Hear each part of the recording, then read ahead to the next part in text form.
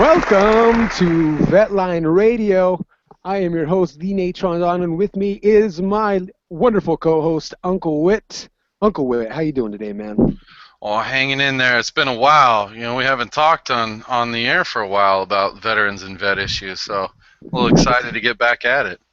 Right? I mean, it's we kind of had a small little segment of silence, and then we had a pretty interesting kind of variety show, I guess you'd call it, last week, and so it's kind of nice to get back in conversation mode.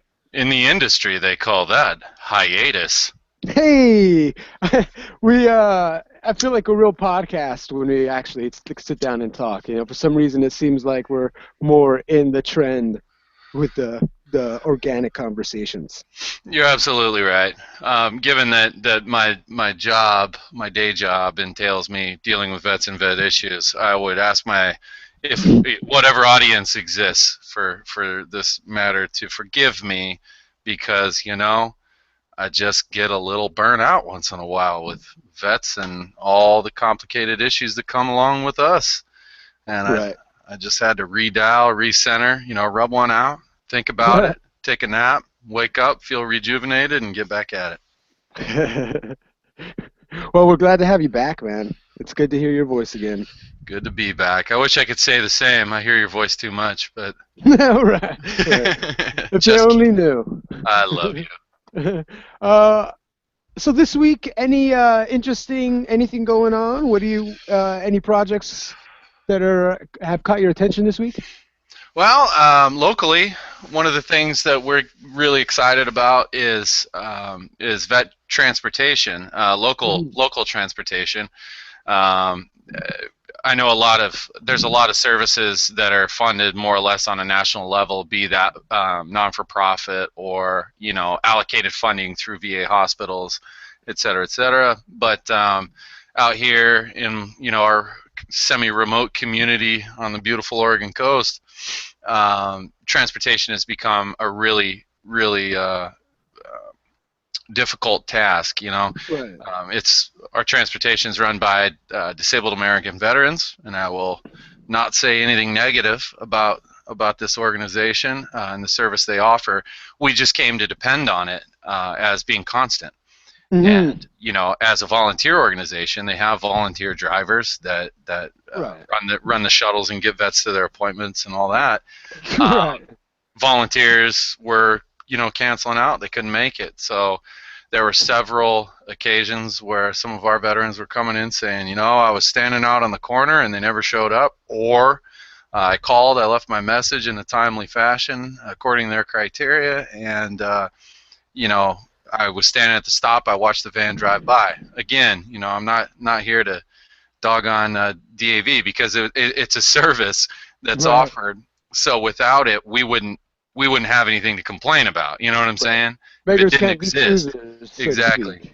So, but again, transportation, access to care with the VA, that's a really hot issue everywhere. And so we were working on something else, and I reckon that we'll kind of touch on that later in the show. Mm-hmm. You had a pretty cool little activity you took part in this week. What did you on Saturday morning? Could you just let our listeners know kind of a nice ceremonial thing you took part in? Oh yeah, well, it was all kind of in conjunction with my monotone valedictorian, nervous as hell high schooler speech that I had pre-recorded and gave to you for last episode. And just back to getting involved in the community. I preach this all the time. I think that's why my segment is called Soapbox. But veterans can really stand to gain a lot through community involvement. So. And I wrote a thing that was published in a local paper, and that was more or less what I read. And so one of the activities, our community has this parade every weekend in like the beginning of March, the beginning of May. Right. And there's a lot of organizations that come together to get different things done. So, for example, this year we had in Oregon the traveling Vietnam Memorial Wall. that came in via motorcycle motorcade, I guess it is. Wow. And Very cool. with the National Guard and everything, they set it up and they had a torch, and it was really, really cool. And then on Friday night, we do. Our community has done for quite a while a reading of the Oregon Vietnam veterans that were killed in action, Oh. uh, name by name, and so that was at 9 o'clock. So everyone gets a little card and reads the names. It's kind of a solemn occasion, but again, it's good to get together and remember these sacrifices Mhm. as a community. Well, let me ask you real quick. You gotta, if when you're taking part in this, my deal, I have a hard time with like heavy emotions. You know what I'm saying? What kind Right. of what kind of feel is it there? Is it really? Is it uplifting? Do you feel like a part of the community? Like that camaraderie's back in remembrance? What's the feeling generally when you're reading the names? Well, I too, as any hot-blooded American male, might be able to attest. I don't know, but I also have a desire and urge to cordon off my emotions, especially at occasions like that. Put them in their little place, and don't let them out. Right. Don't let them see them ever again. And Mhm. so I mean, yeah, it's practical, but it's one of those things that it's kind of cathartic. You're going there to read some names and then participate in this community event. It's not you. You're one person. So however you deal with that, if you want to let your emotions out and get a little welled up, I mean, you're in good company because it's a solemn occasion. It's a time of remembrance. At Mhm. the same time, if you want to leave that at the door, you can. But more than reading the names, not more, I'm sorry, but reading the names is a reminder for all of us, you know. And however you react to that, it's all on you, man. That's a personal thing. Right. I'm not trying to get into, but for me, being with community members, other veterans, the local radio uh, guy was there recording it and broadcasting it live from the reading.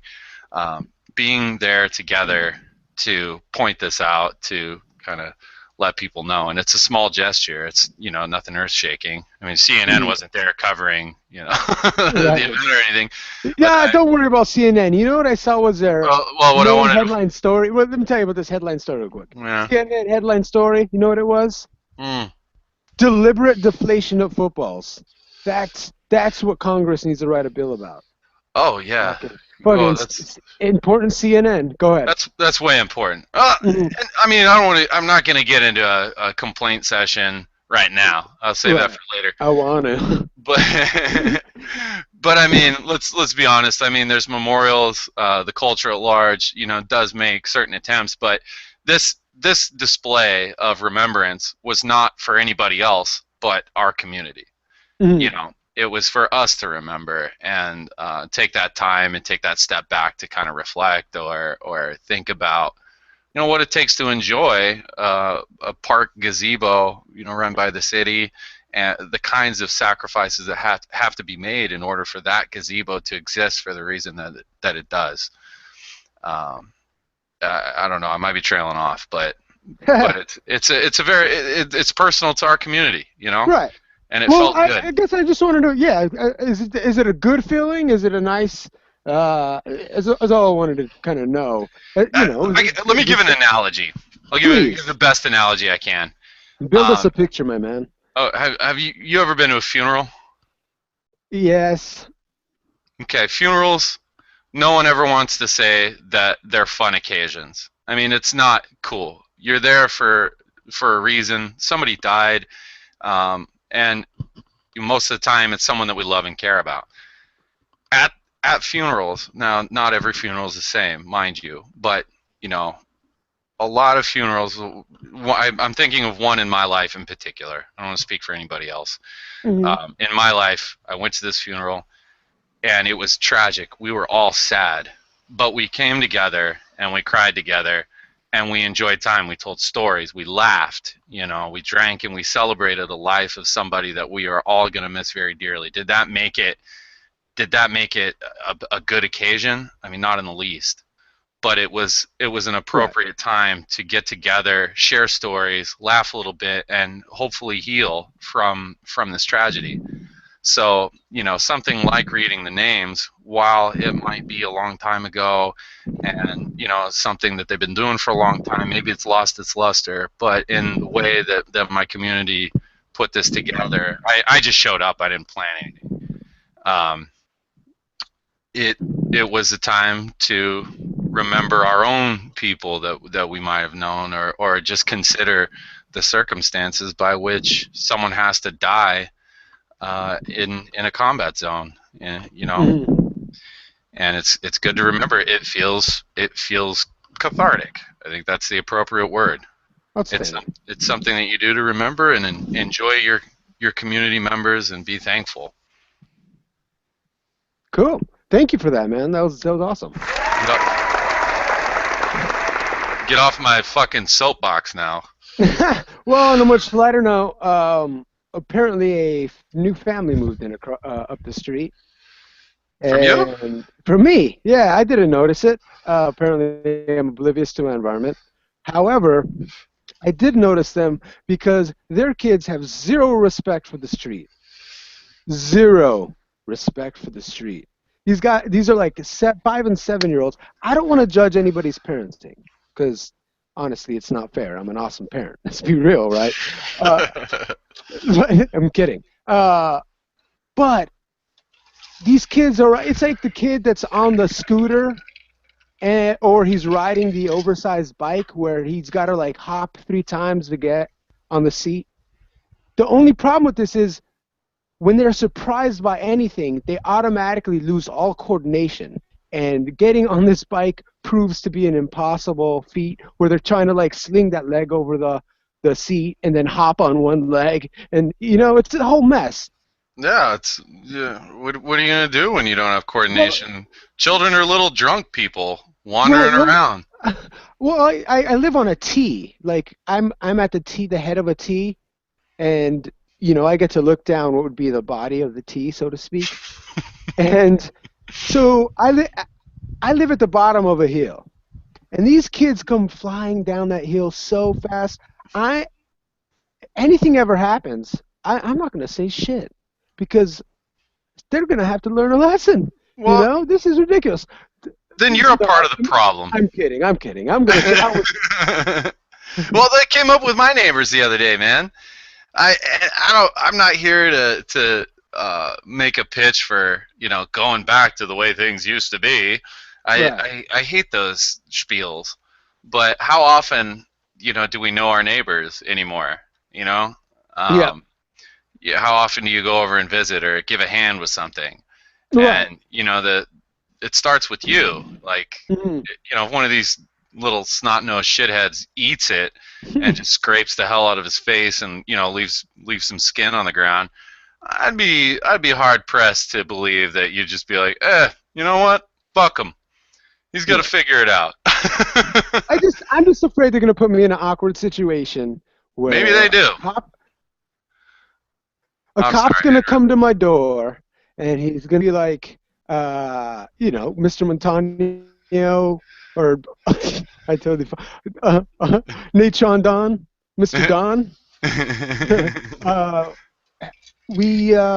there was an accident at the T here, and we noticed that your kitchen window looks out over the street.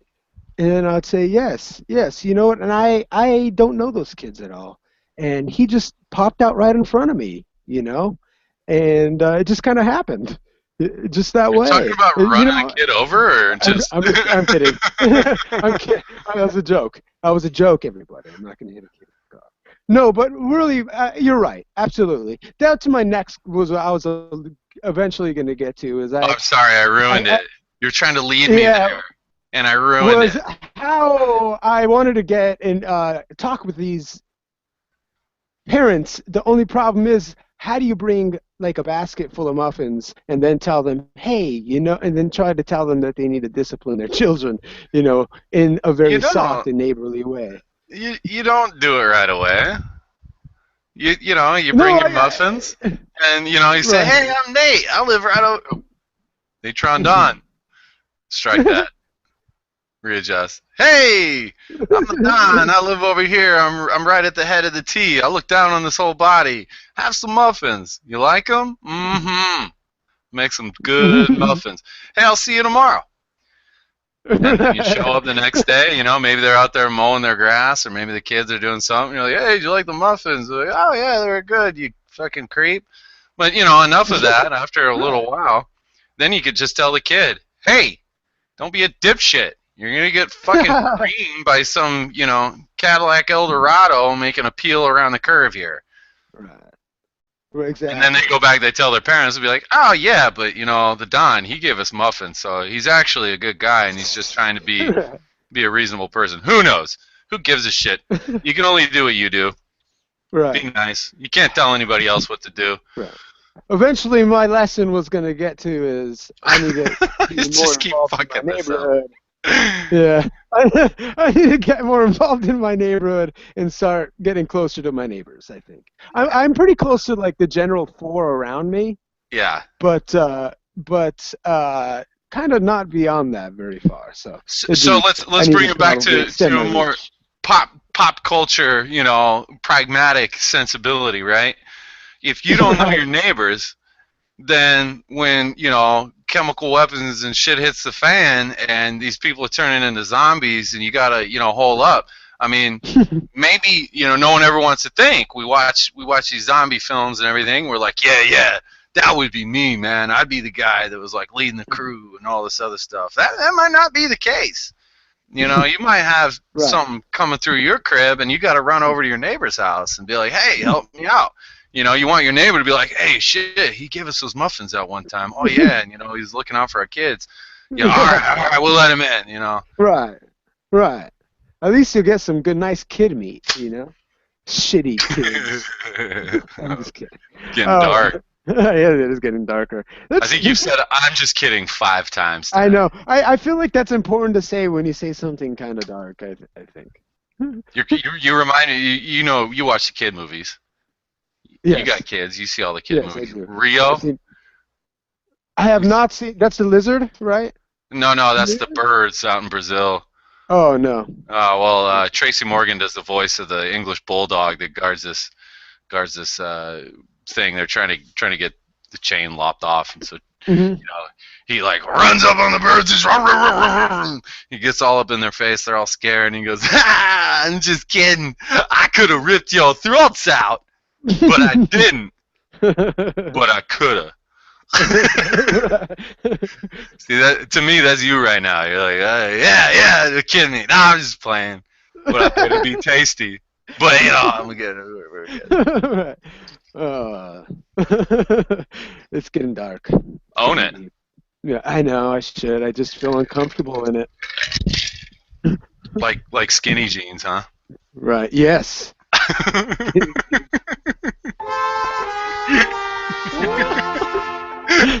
That was a good All right. joke. That was good. All right, ladies and gentlemen. Well, in more serious matters, I have done a bit of research, and that's kind of something that had been taking me about a week to get through. And this will probably, hopefully, be the last time we talk about this veteran choice program, veteran access choice Well, and program. I think the choice program is a little bit of a backdrop to the issue that you've been reading You're right. about. And so there has been some news. I would like to say new news, but it is about a week old, and it's taken me quite a while to circle myself through this maze. And I found the story originally, which caught my interest on the Blaze news website. So if anybody knows what the Blaze is, it is Glenn Beck's news website. So let's just take that, if anybody knows it by all credibility that Glenn Beck carries. Well, Right. Which any is any about as any much as his talking fancy. head. Right. He's about as much credibility as his fancy microphone costs. He has about as much credibility as we do, except he's been doing it longer, so that actually makes him more credible. Exactly. But let's just throw that out there. My hypocrisy will only go so far. Mine is infinite. It seems that my hypocrisy knows no bounds. Right. So on the Blaze published a article on the 21st of April called "The Veterans Health Program to Pay for Its 1.4 billion." Oh, I'm sorry, that's the wrong one. I messed that one up. Strike Let me go that. back. Edit. Yeah. Edit. Let me find that again. I pressed the wrong button apparently.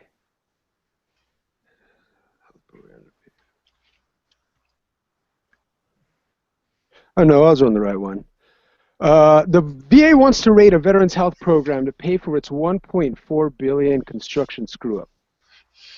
Now let's be a little more phonetic there. The VA wants to raid. Right. Let's look at that. Is that the vernacular? That's the vernacular. So yeah. So you again, we're talking about the Blaze. They're being a little sensationalist and they're using heavy language. Why? To get us involved and to appeal to their demographic, which loves this sort of thing. For as many bad things as I want to say about anybody that exists in the universe of opinion, myself included, Right. That it's a legit thing. So just see through the heavy words and yes, you'll find issue. What they're talking about is there has been a number of construction projects that the VA has had to put on hold or has had significant delays because of money appropriations and budgetary estimation issues. And one of the most visible is a hospital, a VA hospital that they're building in Aurora, Colorado. So in this particular article, what they're talking about is the VA Affairs Secretary, Robert McDonald, talked to a group on who will be referred to henceforth as Roberto. Roberto, secretario. There's been some significant delays and really bad management with this Aurora, Colorado hospital, and so Roberto wants to pay for these particular screw-ups, construction screw-ups, and it is really a screw-up, and you'll see why in a minute, by pulling money from the appropriations delegated to the Veterans Access Choice Program. Right. So, on the 14th, going back a little bit, didn't one of the episodes a few weeks back, didn't you mention that Roberto was talking about crimping down on the congressional allocation of VA funds? Because you're absolutely right. Has to set aside a budget for the VA, and then it's like, oh well, because we were able to deny so many claims, or whatever, we saved a bunch of money. We didn't actually spend all that VA money. We don't actually project to, so we're going to go ahead and take a little bit of that, appropriate out of the VA. Now Roberto's talking about doing the same thing. Exactly, and you're referring to the article in the Missoulian that we discussed that was published. Let me get my numbers here.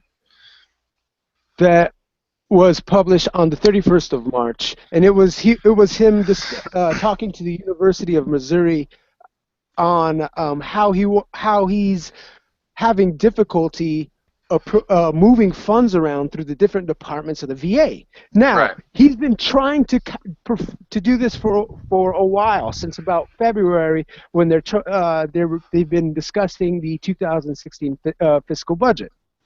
Uh-huh. And President Barack Obama, I think it's appropriate now that we refer to him by his. For some reason, I get really insulted when people just go Obama. Is that weird to me? I guess it depends on whether or not you voted for Obama. I guess so. I just feel like I don't maybe particularly care for his issues right now. He's not really high in Let, let, my let me scale. pose an alternate question. Yeah. Did you, and I want you to divulge any of your political views. This is not a political opinion show. But Okay. did you have the same aversion to people referring to George W. Bush as W? Yes. You did? Yes. Well-balanced opinion. I God think bless it's. America. You're a savior. Thank you. This country needs a little balanced, emotional opinion on the air, okay? All right. I guess that gives me a little bit Kudos. more credibility. Right. I Get applause. Woo! Where'd it go? Mm. I'm moving through these paperwork. Here we go. There you go. So, President going back. Obama wanted to appropriate funds from the Veteran Choice Access Program, Veteran Access Program, way back in February, and this is, I found this in a Washington Post article, and I should say now that I don't want to have to refer to each article over and over again. So all of the articles that I use and I'm gonna refer to are online and going to be posted in the show notes. So I'm probably not gonna. I'm just gonna jump around. It's like 10 articles. It's a lot of articles. So I'm just gonna move through them. Well, and homework to listeners, you better read all of them. Now, right? And I wanted a Twitter that summarizes all of them. One Twitter. 200 words. We'll make it easy. No, So, well, just a little digression though. While we're at it, I think we come up with nicknames, for different people in important positions. I think President Obama needs a good one, and I'm going back to, you remember, like Ben Affleck and Jennifer Lopez when they were having their marriage and divorce, and it was like BF and J Lo. So right. I want to dub Obama from henceforth as B-Ho. B.O. That's his initials. I like it. He shall forever be, from now on, B.Ho. So how do you like that for disrespect or fair, balanced opinionator? Can we throw a President Baho? President B-Ho? I like it. That would make me feel better. President B-Ho. All right. So, President Biho, in an article posted on February 2nd, 2015, in the Washington Examiner, discussed how President Obama's budget blueprint proposed a moving money from the Veterans Choice Program to allow it to be moved throughout different veteran programs, essentially backing what Secretary Roberto wanted to get in. What his desire was to do when he was talking to the University of Missouri. Right. Missoula. Missoula? Isn't that what you said? It was in Missouri or Missoula? I believe it's University of Missouri. Let me look at that one more time. No, you don't have to look at it. It's one or the other. Some university. Let me try that. Let's go back one more step. Because I remember saying, it's neither of those fucking things. It's neither of those things. It's the University of Montana. Oh, okay. Which is in Missoula. Is it? I think it is. Somebody twatter us right now. Yeah, I would love that. So it's strike about the University of Missouri. Again, please read all these articles, or at least if you have any questions about it. So if I can I try to summarize? Please. what you're saying, going back a few episodes, Roberto wanted to cut down on congressional allocation of VA funds, right? Mm. Okay. Now Well, there's these construction projects going on. We won't throw out cities or names and call out anything, but with the articles you'll be able to figure it out. Um, with these construction projects, he is now internally within the VA trying to allocate funds set aside for access to care issues that are gravely plaguing the VA. He's trying to allocate funds from that in order to benefit a very sort of specific community, correct? yes. Roger So that. I think what you said is he's trying to gain some flexibility in how he moves funds throughout the VA. There's some congressional grips on how congressional bonds on how he moves it around, and rules that is kind of making it harder apparently for him to move money. Now he's proposing moving money from the Veteran Choice Access Program, which has only about $10 billion to work with. And so the Wikipedia has a wonderful wiki on veterans' access to care through Choice, Accountability, and Transparency Act of 2014. I could say that every time, or I could just say the Veteran Choice Program or Veteran Access to Choice Program. Just choice card. So, yeah, or Choice Card works. There's a wonderful Wikipedia on it, and it discusses how they're allocating funds in this bill. So there's about $2 billion that the bill is going to cost. Approximately $500 million is going to be used for doctors, and let's see here. Let's see. Now I want to get a hard number for it. I didn't apparently write it down. Well, it's okay. I will say that the Veteran Choice Card program, as far as I can tell, and sort of frontline veteran advocacy, if you want to call it that, was born to fail. I mean, it was born to set aside money for whatever reason. I don't know what the movers and shakers and assholes in Washington are doing, and what kinds of long-term plans they have for money. But there was a crisis. It was set up as a distraction, and nothing has really been fixed. The choice card has actually increased for my community, as a rural community. I can't speak for all communities, but where I'm at, it has created more barriers to access to care than it's improved.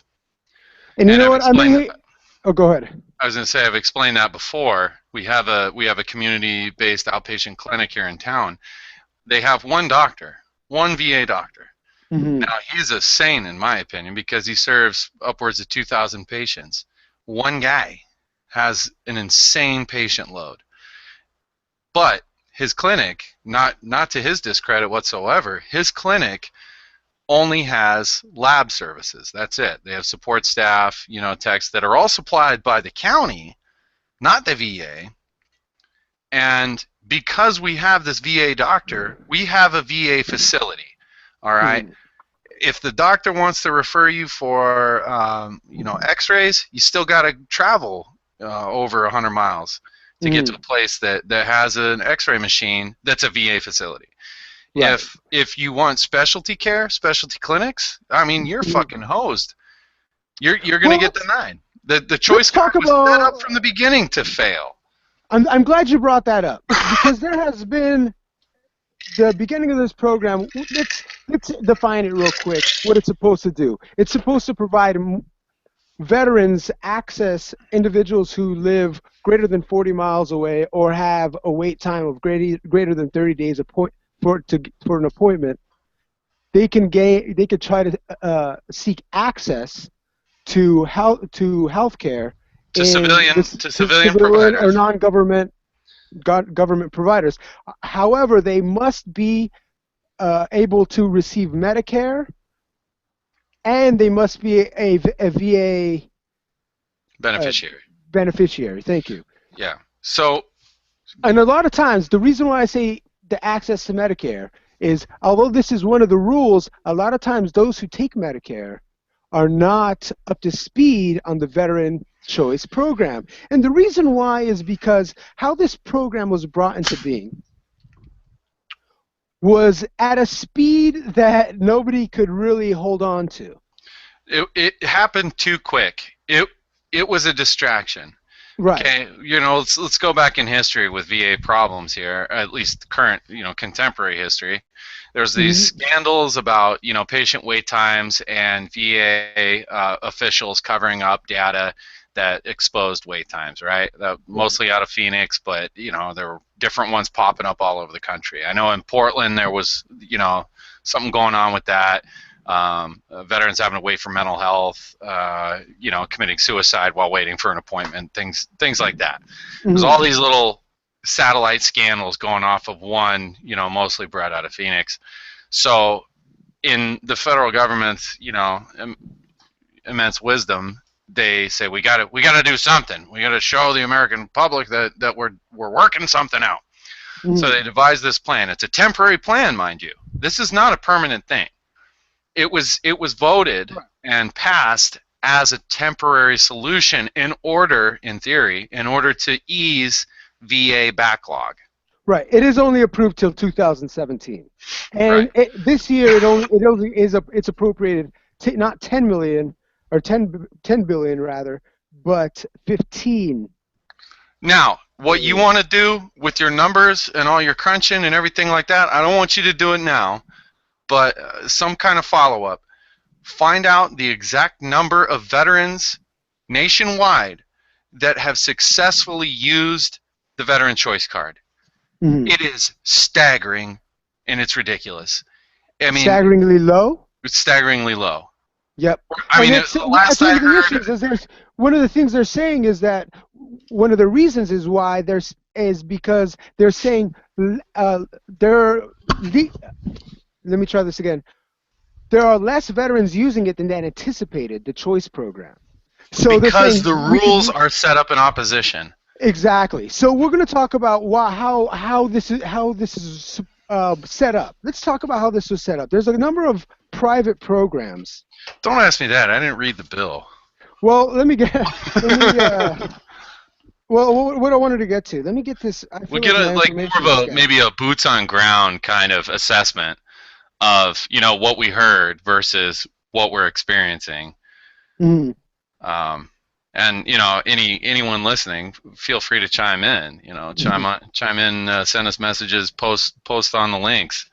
I mean, tell us your experiences about the choice card. Has it worked for you?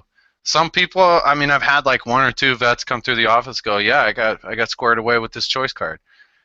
Most of the vets that come through the office go, yeah, I did everything you said, and I called and I got some dipshit out on the East Coast that said, oh, well, you have a VA facility within a few miles. And they say, well, there's no cardiologist. I'm referred for cardiology. And they go, well, it says you have a VA facility, so we can't help you. Sorry. And we're back at square one. Right. They had the as the bird flies rule. Right, that they recently changed. They changed that, and good for them. But the bird flies rule was ridiculous by comparison to this community-based outpatient clinic rule. I mean, that's a VA facility in the eyes of the federal government. And get more heavy duty. That just goes to show you how far detached, our politicians, our elected officials, are from, what's actually happening. Right. I don't want to get too political, man. I don't want to do it, but there's a significant detachment from their understanding of things and how to draft them and come up with good plans. And like any good plan in any democracy, it's up for revision, right? Right. Unfortunately, with the VA, they have too horrible of a track record at revising things when it's already too late, when it doesn't really matter. In the case of Agent Orange. What do you mean? Okay. Explain that to us. So they were using Agent Orange, through a certain window of time during the Vietnam War, right? Right. For decades. Like what, 3 decades? Uh-huh. there were these veterans, these groups and advocates, and everyone that was coming together and going, you know what? That stuff causes cancer. It causes birth defects. It changes your, bare cellular makeup and kills people. Mm-hmm. If exposed, look at all these people. 3 decades it took them to admit that, well, shit, yeah, we were using it. Sorry, guys. Yeah. Before, and how many people died? Yeah. How many birth defects? Exactly. How many of these things have to happen before they buck up? Right. And I'm never going to know all the answers because I'm going to be pushed away from having access to the information. But it Yeah. still continues. Veterans of Iraq and Afghanistan, ask yourselves, why are all claims, VA disability claims, for residual effects of exposure to burn pits or particulates in the environment of Iraq and Afghanistan post 9/11, why are they all adjudicated in a central facility? Why is that? Why can't these claims with the information that's present, why can't they be adjudicated at your regional office? Mm-hmm. The same way that your PTSD claim would, or your hearing loss or tinnitus. Right. Why can't they? Because they changed the rules. Yes, the laws are there in the 38 CFR, 38 USC, 38 CFR, and even the M21MR. That's a document that it's like the VA regional office matrix, I guess you could say. When they get a claim, they go if this, then this, and down the line, and that's how they rule claims. It's I mean, a monkey could do it, but Mm-hmm. but when we get into these more specific things, radiation exposure, water contamination at Camp Lejeune, respiratory issues, residuals from burn pit exposure, or just being deployed, if we're talking in Iraq or Afghanistan, Gulf War syndrome, they are all handled by single specific facilities. So the M21MR, if you go in that document and you see, And what's the M21MR? like I said, it's the matrix that applies the law for the VA. Okay. Oh Basically, yeah. I mean, a matrix is general. Yeah. It's like the VA's document of, okay, here's the law. This is how we are accountable for accurately interpreting the law. This is how we make our decisions. All that information is there. When we get into these more specific claims, however, through central processing facilities, it gets muddy. They don't adjudicate the law properly, and there are times that I get claims back from these facilities, denials specifically, and they have been in staunch violation of the law. I mean, you go from their basis of denial, and then you look at 38 CFR, and they're totally at odds.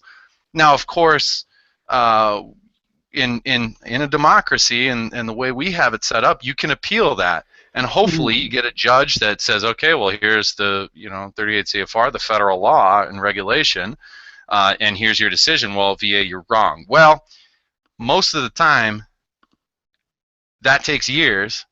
And in the case of a radiation exposed veteran from, the 40s or 50s, or 50s, I guess, late 40s, I mean, those guys are, late 80s, early 90s. I mean, they don't have 3 years to wait for an appeal to recognize their colon cancer caused by atomic weapons testing. Right. So It's crazy. I don't know how I got off on that tangent, That but was a pretty good one, though. it goes back to this choice card in a lot of ways that they That haven't was a lot fixed of it. information. They I'm sorry, haven't go fixed ahead. the goddamn thing. You're right. They have And so let's talk distracted. about how that began.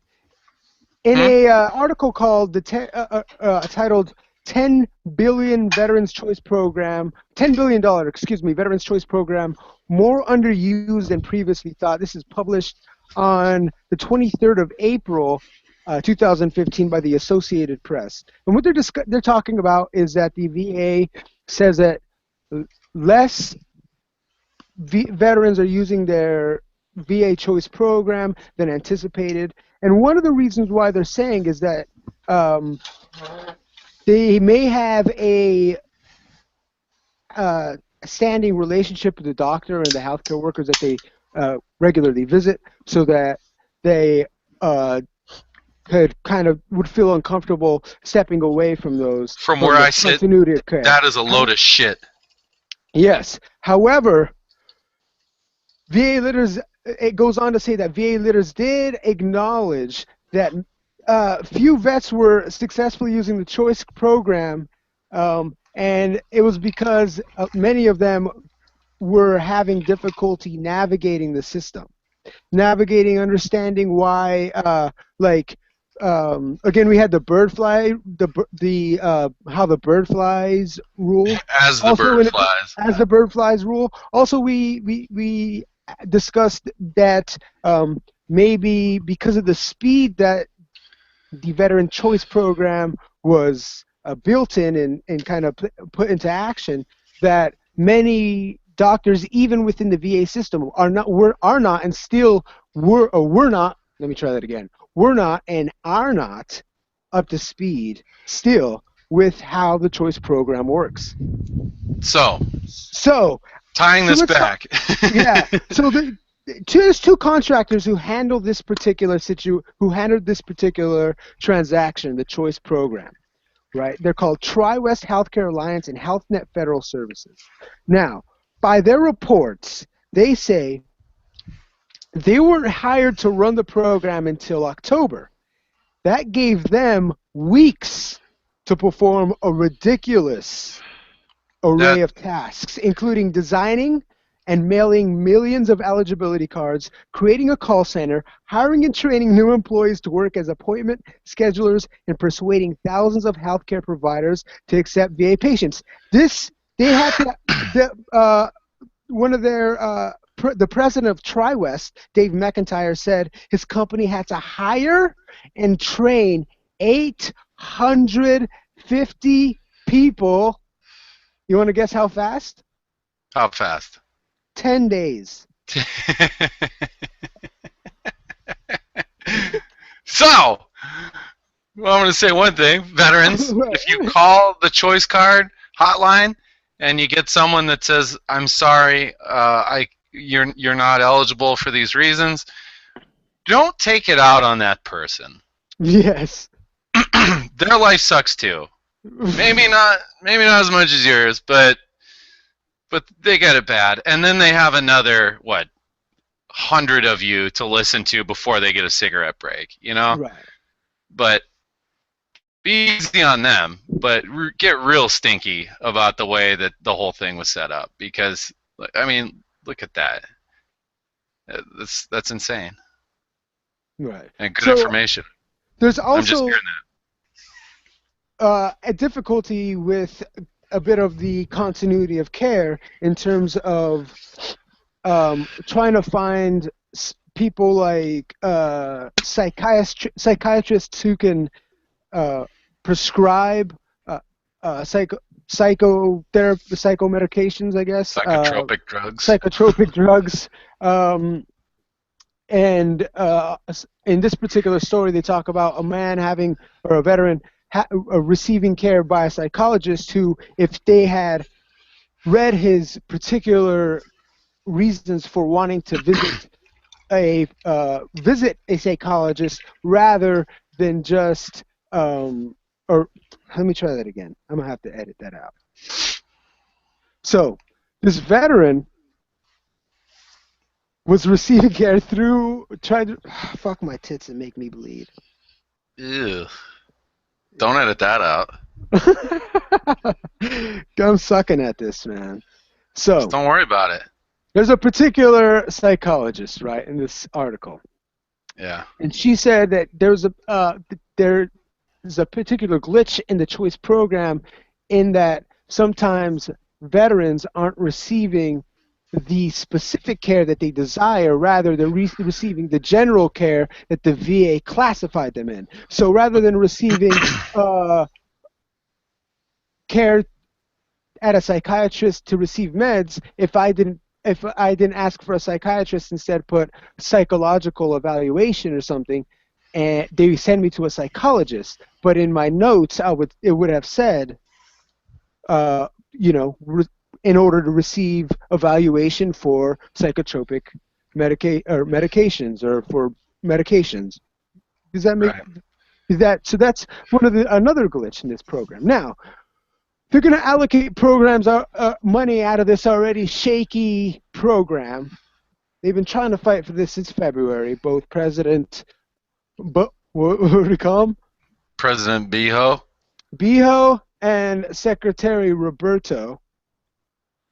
They've been trying to allocate funds out of this program that's already kind of broken to another program, to another broken project or projects, particularly these construction projects and the one in Aurora, Colorado. So let's talk about the project in Aurora, Colorado for a little bit. I don't know anything about it. So this Aurora, Colorado hospital has been in the works for about a decade. Since about mid-1990s, they've been planning this, talking about it. It's been apparent that the Denver area's VA healthcare facilities are old, and not capable of handling the numbers. So, in 2009, they broke ground on a. Well, I went a little too far. So they already were planning to build a kind of a partner facility with the local University of Colorado.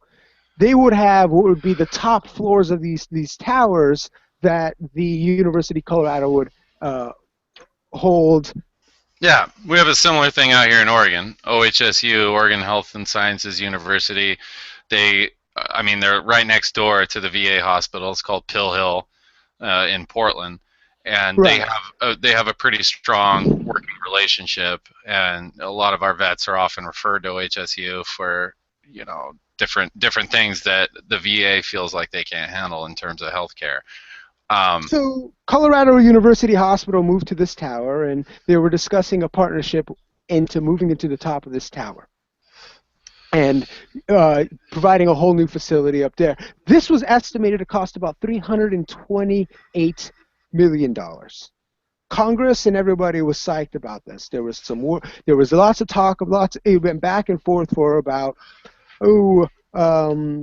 probably about, let's see here, talks between 1997 and 2003. So 6 years they talked about it.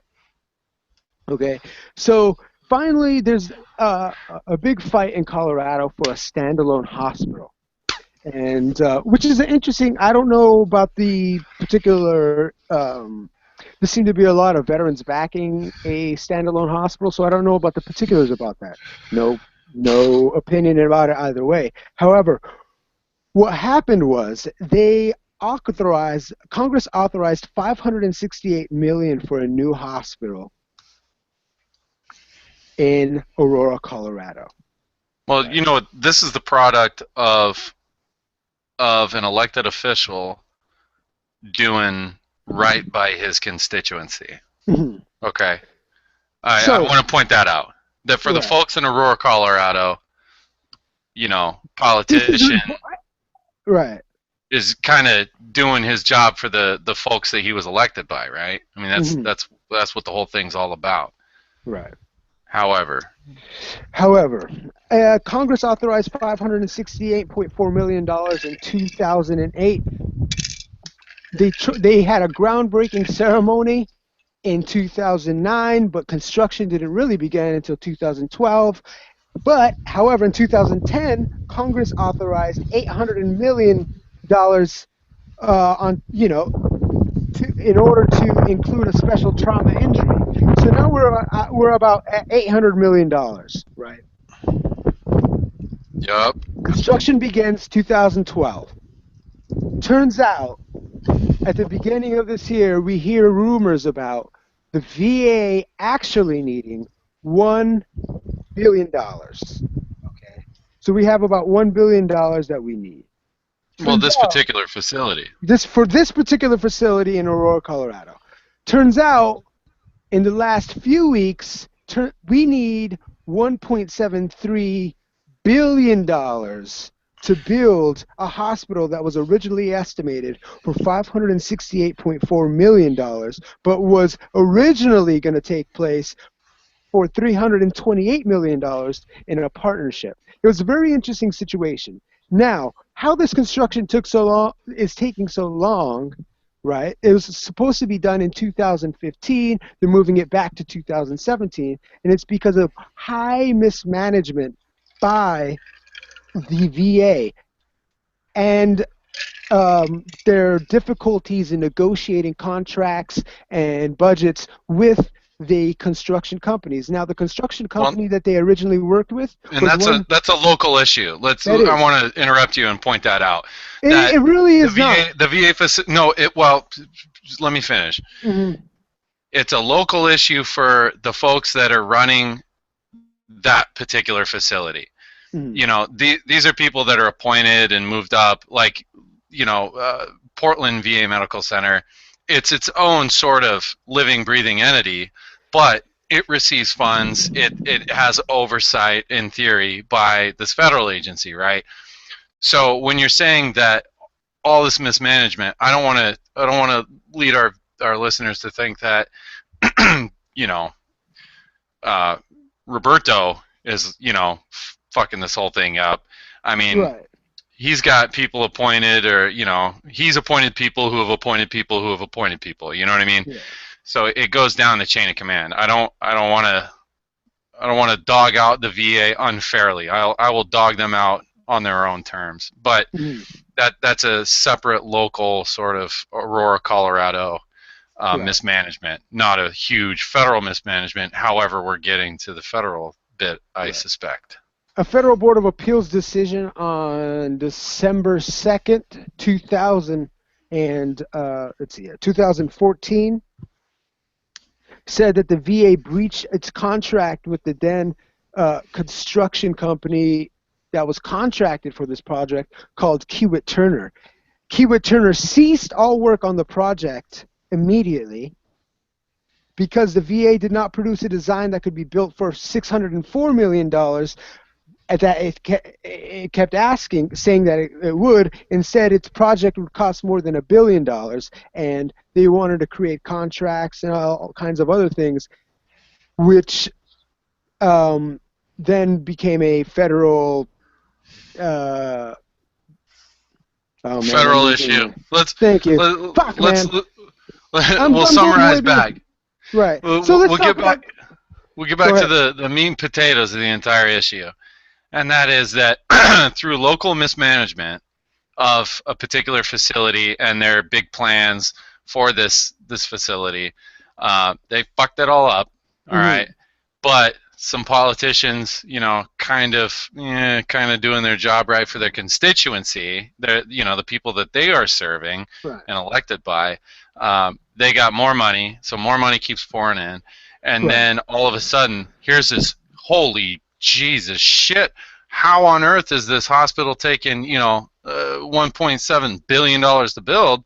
Yeah. Well, I don't know where Roberto stands on this, but to have him publicly come out in front of this group of people and ultimately the nation and say that this facility is really important. We're going to go ahead and move some money over here to actually finish it and make it happen so you guys can do your job. Mm-hmm. I mean, way to piss your money away, man. Exactly. And if it sees the end of its fruition, if it gets built and they have this great facility, hey veterans, let's all move to Aurora, Colorado. I'm excited. Because It's great for Aurora, Colorado. You it can't is. be It's mad great at for Aurora, them. Colorado. In I'm fact, not mad I at don't feel them. bad. Well, I'm not saying you are. What I'm saying is, in a way, I feel the reason why I brought this, I found these two different particular issues that were put side by side in kind of jeopardy of sorts. I want to take money from this program in which was already made so veterans can receive access to care easier to this that is highly mismanaged and in a rush and is kind of broken and is kind of built to fail. And then I want to move that to this other program that we have highly mismanaged for almost 10 years now, and who we have had to have federal appeals court involvement, and who we were found guilty, and the other party was we were found guilty of breach of contract, and the other party was free to walk away from us with kind of their hands in the air, and people are afraid to touch us.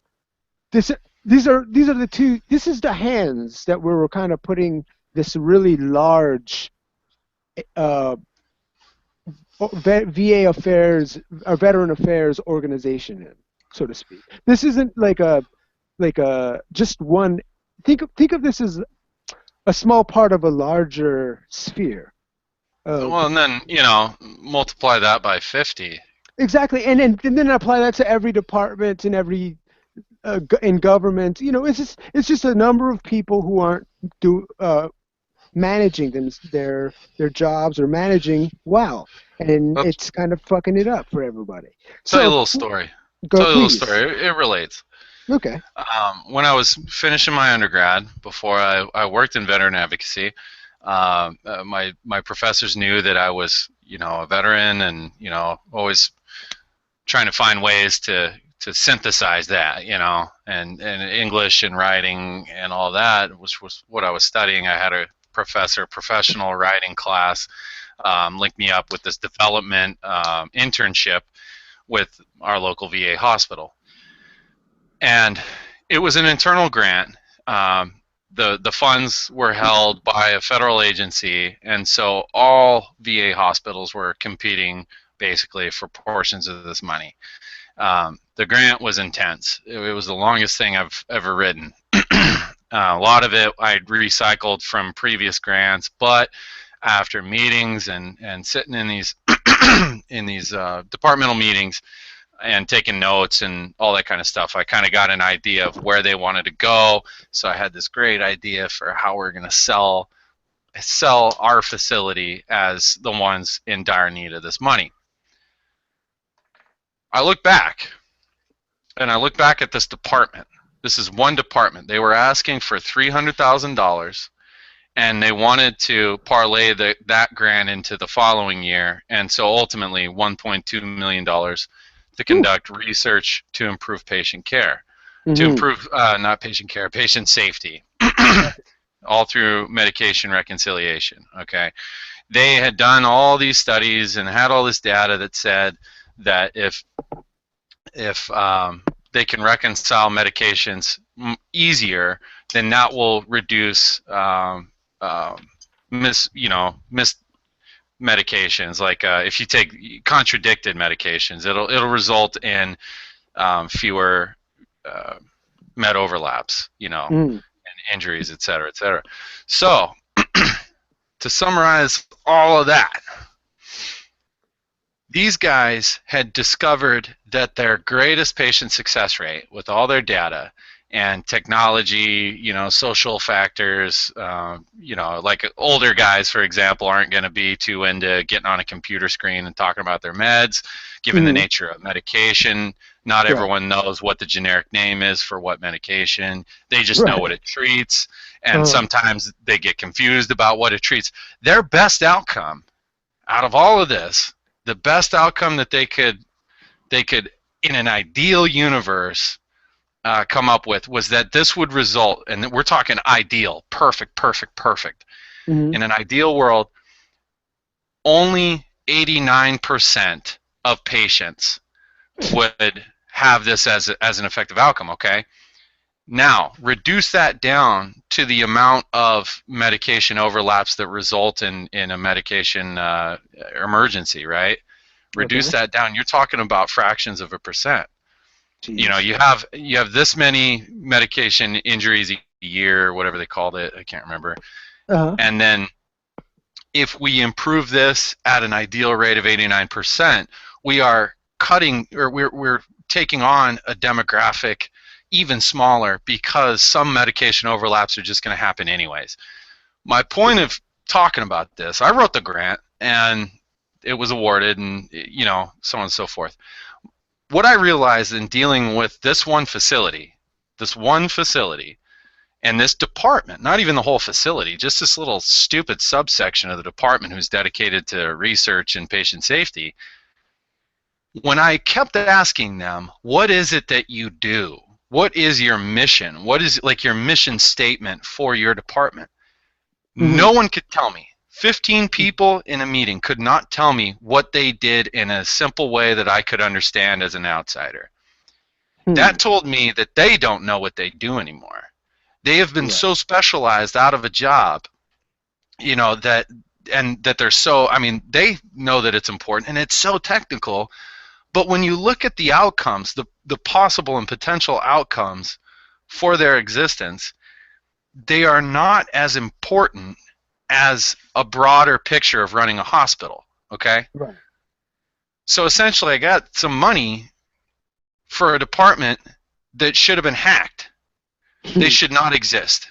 Right. Their employment, and no offense to these people, these are great people. I hate to see them on the street with a cardboard sign, but their jobs were so overly specified that they were no longer valid. They, Mm-hmm. considering all the financial problems, and controversy and everything with the VA. Right. So essentially, $1.2 million was allocated to a department that ended up not even being able to use it because the facility itself came to realize that and said, "Yeah, you guys are good. We're laying a bunch of you off," and they reduced that department by 3/4. So there's a quarter of the people there, last I heard, which was several years ago.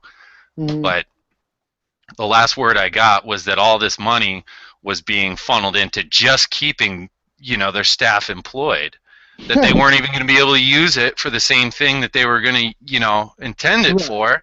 And in my opinion, like I said, as an outsider, their jobs were fucking stupid. Right. I mean, none of them should have ever been given the option to be employed with the VA because their department was too specialized and the impact was too small to matter on a grander scale, Mhm. to really be significant. It Right. could not. They could not account for improvements in a meaningful way. And So that's one. What I told that again. I'm trying to get back here. right. The what's going on in Aurora is like that situation on crack.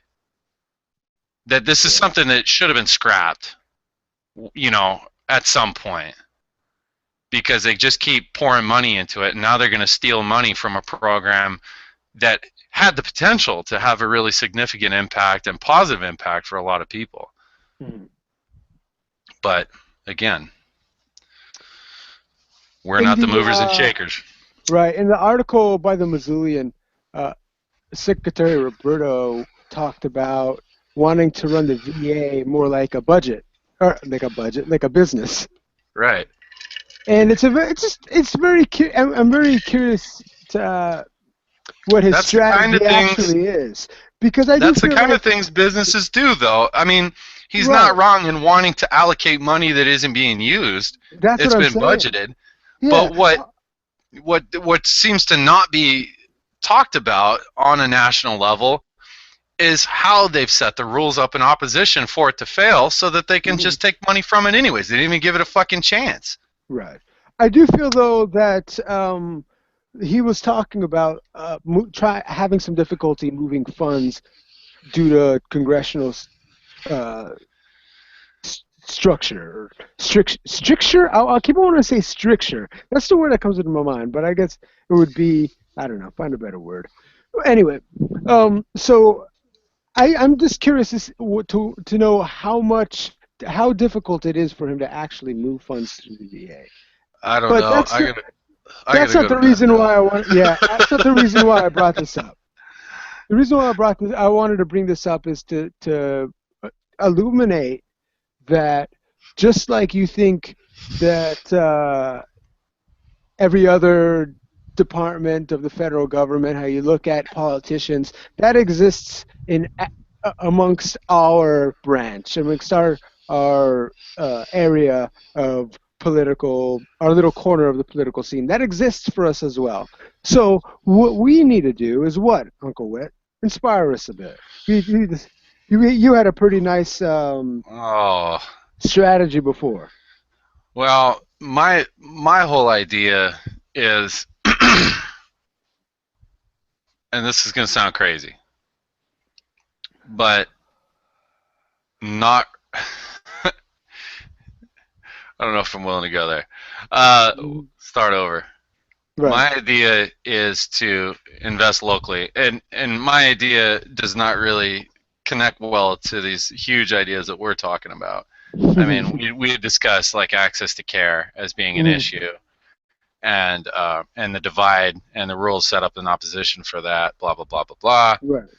So in my community, on a local level, through partnerships, other volunteer organizations, fundraising, etc., we were able to come up with a strategy to offer a regular shuttle service for veterans so we don't have to rely on DAV. Mm-hmm. We're trying to bypass DAV and make them take the burden off. I mean, I don't want to say make them insignificant. You know, they're a national organization and they provide a great service all over the place. But when you're that big, Right. there's a lot of things that can happen. Well, it's There's a lot. interesting how something like that comes about, where a service is provided that is kind of a night out of grace, and then it turns into something that you didn't realize you needed, right?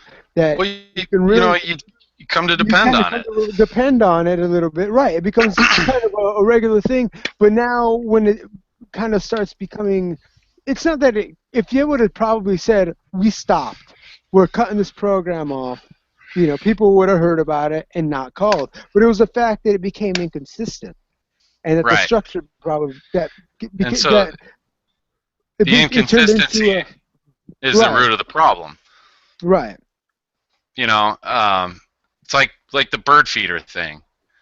You know, mm, if you didn't have a bird feeder in your yard, no, there's no bird feeder, right?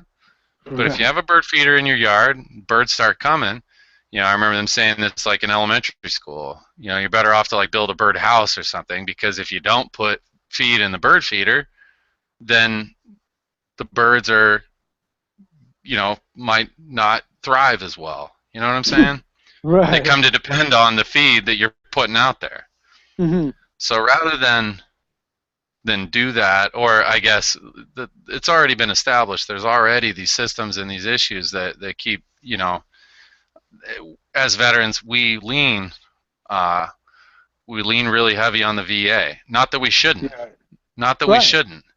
yeah. I'm guilty. I think Yeah, but I mean, I think that's something to point out, that it's not that veterans should not lean heavy on the VA to make these changes, but if we're trying to have a palpable impact, within the system to fix things, if we think on a national level, we're not gonna get there. We're not on that level, at least right now. Maybe some of us will get there. Maybe we will, come together and make real heavy duty policy changes and try to, bridge some of these gaps, these huge gaps in, for example, access to care. But right now, for any younger veterans that might be listening, I say get involved with your post, get involved with any local veterans organizations, get involved even if you don't have one nearby, get involved with the Chamber of Commerce and in your community in some way to voice these problems that are happening, because it's there that you're going to be able to develop strategies that benefit yourself and other veterans close to you, and geographically.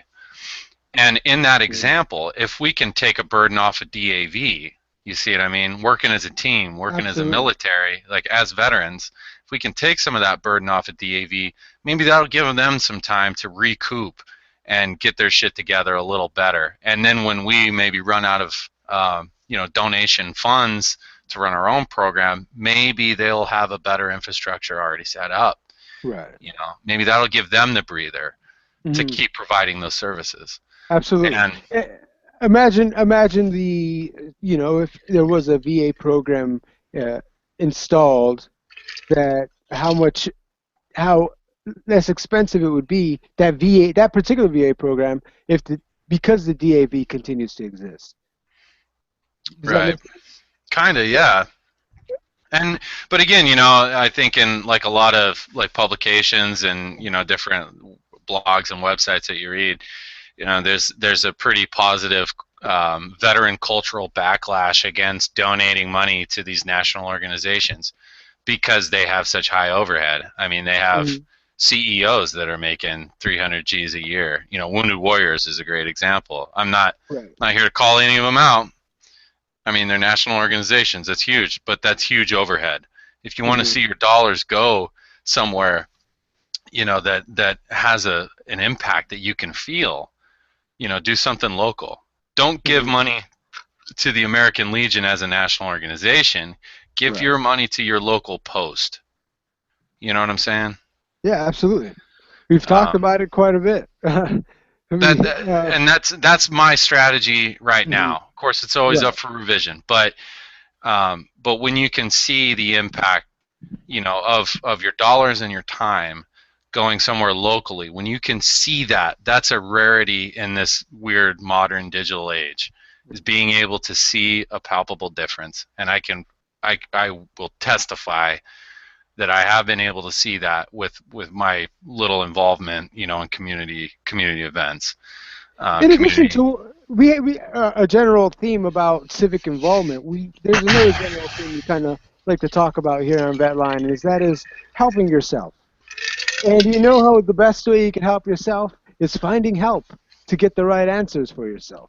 And there's most likely places near you that if you had questions about how to navigate this really um, this veteran choice program, there's individuals such as, let's call them out, veteran Ah. services officers, right? There's individuals, veteran services representatives, such as Uncle Whit.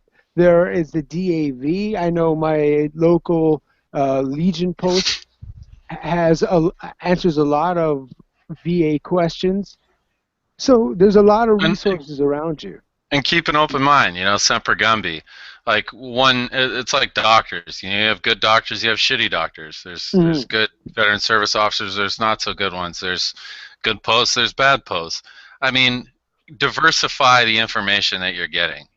If you go to these places and talk and find out what's available, look for the kind of person that can help guide you, not fix shit for you. Absolutely. If someone comes into my office, wants to file a claim, I can help them do that. I can guide them, but I'm not going to hold their hand to the comp and pen appointment. You know what I'm saying? If they Absolutely. miss the appointment, the claim gets denied. Well, some of them come back and say my claim got denied. I didn't get a letter, this or that. I mean, I can't. I'm only one person, and I'm human Hmm. too. I make mistakes, but I can't hold anybody's hand through the entire process. I can only offer tools and navigation skills to have a positive outcome.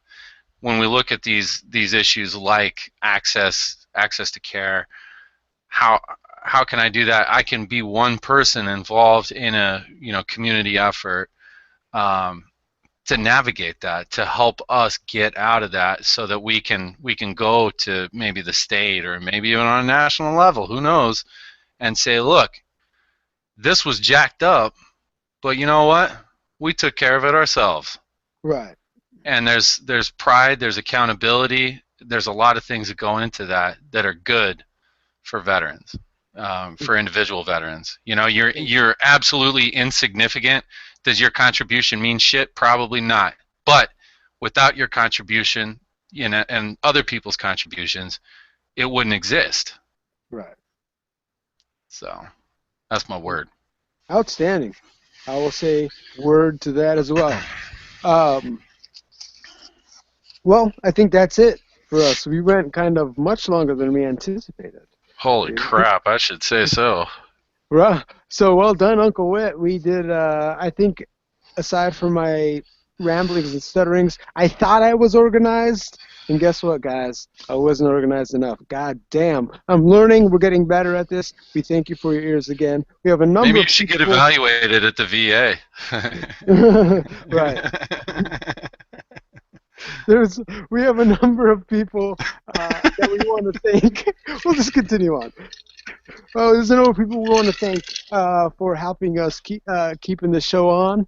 And we have a crowdsourcing site at gofundme.com/VetLine Radio, and where you can read our mission statement and get to know us a little bit better, and drop us a couple bills, a couple ducats if you like. And so, and we'll thank you. You can hear your name on VetLine Radio as well. First, we want to thank Arturo Hernandez. I'll edit that out. I want to thank. Let me try to rest it. First, I want to thank Arturo out of San Diego. Also, Robert out of San Diego, thank you both for your donations. Chris out of Oceanside, California, thank you for your donation. Jason out of Santa Fe, New Mexico, thank you for your donation as well. Nick, the pirate out of Newport, Oregon, thank you for your donation. We appreciate you for keeping us on and keeping us going. And Nicole out of San Juan, thank you for your donation. And finally, Cole out of Portland, Oregon, thank you for your donations as well. All of you, thank you for helping us here at VetLine Radio. All donations go directly into the show and to illuminating and keeping us, try to get us into some sort of spotlight. We have a number, if you want to do a fuck the spotlight, they're done. Right. It's all about giving the tools, giving the awareness. Right. I want for this show what Loveline trademark did for awkward pubescent sex.